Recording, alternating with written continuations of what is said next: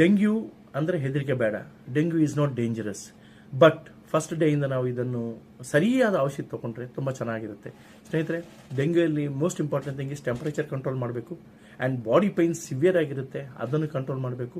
ಇದರ ಜೊತೆಗೆ ಏನಂದರೆ ಪ್ಲೇಟ್ಲೆಟ್ ಕೆಳಗೆ ಬೀಳ್ತಾ ಇರುತ್ತೆ. ಈ ಮೂರನ್ನು ಕರೆಕ್ಟಾಗಿ ಕಂಟ್ರೋಲ್ ಮಾಡಿದರೆ dengue is not dangerous. Or else ಇದು ಪ್ರಾಣಾಂಶ ತೆಗಿಬೋದು.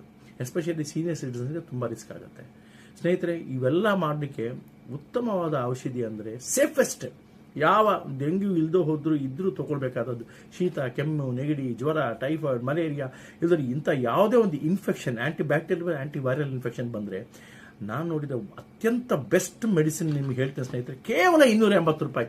ಇದು ಈ ಜ್ವರ ಅಮೃತಮ್ ಅನ್ನೋ ಮಾತ್ರೆ. ಇದು ಎಲ್ಲ ಆಯುರ್ವೇದಿಕ್ ಶಾಪ್ಗಳಲ್ಲಿ ಸಿಗಬಹುದು, ಅಥವಾ ನಿಮಗೆ ಇಂಡಿಯಾ ಮಾರ್ಟ್, ಅಮೆಝಾನಲ್ಲಿ ಸಿಗುತ್ತೆ. ಇಲ್ಲದ್ರೆ ಜ್ವರಾಮೃತಮ್.com ಅಂತಿದೆ.